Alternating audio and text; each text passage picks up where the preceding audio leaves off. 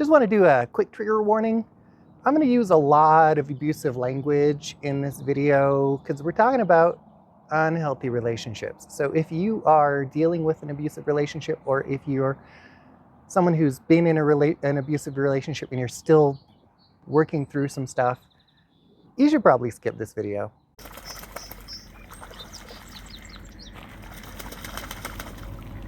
Hey, so I'm a little bit nervous because this is my first Tinder profile. So what I'm looking for is somebody who recognizes that I am all powerful and that every choice I make is the right choice. I need somebody who's willing to submit to me, just in everything. I mean, I love you so much that it really should make you feel like a complete piece of shit. You should feel worthless because of this love that I feel for you. You should feel broken kind of all the time. I need you to be okay with the fact that I'm really short-tempered. I'm probably gonna smite someone. And if you anger me, I'm probably gonna torture you forever. Thanks. In a lot of monotheistic religions, people talk about relationships with their gods. I've even heard that a relationship between a believer and their God should be like the best kind of relationship and should be used as a model for our relationships with other people. If our relationship with our God, God is supposed to be perfect, isn't the model for other relationships, I mean, probably there's a problem, right? I don't believe there is a God. I'm an atheist. I do believe that the way we practice relationships can be reflected in other relationships. And a lot of religions expect us to practice our relationship with a God at least every day, if not multiple times a day. And I think there might be some ways that could become a problem. Is your relationship with your God a healthy one? Is my little pretend Tinder profile I made, does that sound like something that you think is a healthy relationship? Now, one really big problem that especially monotheistic religions have is that the bigger an imbalance of power is, the harder it is going to be to maintain a healthy relationship within that power structure. In the big monotheisms, we're dealing with an infinitely powerful God and very, very human followers having a relationship with them. And I've even heard some followers talk about their relationship almost as if it were sexual, which is gross. So how do you address the power imbalance with your God? Are you just in constant submission? Do you think it's great to always have someone in a relationship who submits and always have someone in a relationship who dominates? Is that modeling a healthy relationship for you? Do your other relationships also need to have that dynamic where one mostly submits and the other mostly dominates? I do see that reflected in like trad culture, the trad wives and trad husbands, where the husband is in charge and the trad wife finds her happiness through pleasing her husband. I don't think those are very healthy relationships, but I do see how they kind of model themselves after certain Christian relationship dynamics with their gods. And I've even heard it formalized. God commands the husband commands the wife, both the husband and the wife command the kids, and the whole family turns into this weird power structure that's completely unequal in every way. I believe that a healthy relationship is a partnership. Both partners in a relationship should be equally empowered. Not everybody is going to be great at the same things. Your relationships are going to have different things that people wind up taking charge of. Like I do the landscaping work and my wife does the plumbing. So, I mean, seriously, how do you have a relationship that's healthy with an omnipotent God? Now, one big red flag for me when it comes to relationships is Are there a lot of double standards? In your relationship with your God, are you expected to hold your God to a different standard from everyone else? Are there things that are okay for your God to do, but if you were to do them, you might be a monster? Do you find that you're compelled to make excuses for your God's behavior? Like, does your God sometimes condone slavery, for example, and you have to do some mental gymnastics, maybe even out loud when you're confronted by somebody else, to say, oh no, that's not what my God meant, when my God laid out the rules for exactly how to keep another human being as a slave? No, my God doesn't condone slavery. Is that you? Are you making excuses for your God? Does your God get away with acts that would be immoral for anyone else? Did your God ever do a genocide? Is your God great and loving and all moral, but did they do a genocide? Would it be moral for somebody else to do a genocide? Does that feel like a double standard? Have you felt compelled to defend your God's actions? Like if you're confronted by, hey, your God did a genocide.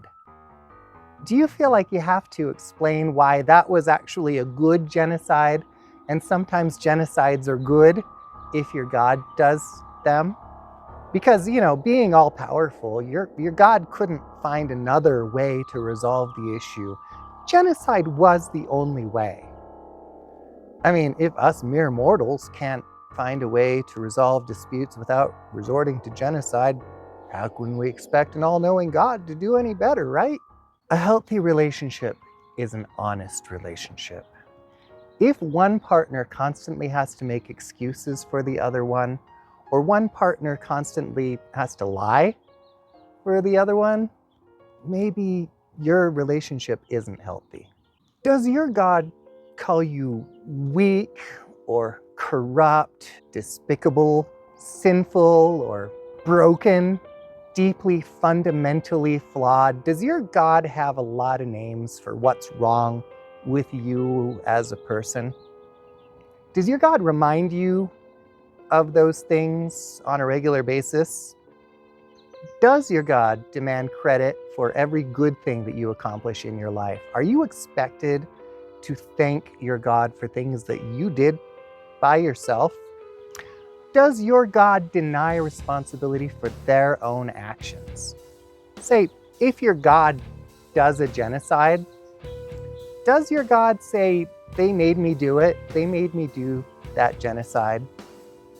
If your God throws somebody in a lake of fire forever, do they say, hey, they made me do it, I didn't have a choice, they made me do it? That's some seriously abusive behavior. If your God is omnipotent, we can't make your God do anything. God just wanted to throw people in a lake of fire. Does your God hold you accountable for things that are completely beyond your control?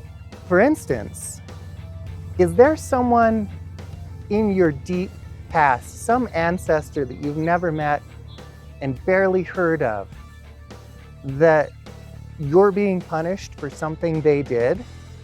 The whole concept of generational sin, that a son should be punished for something their father did, or that a family should perish because of a poor choice that the patriarch of the family made, or that a whole civilization should be wiped out because they're descended from the wrong person.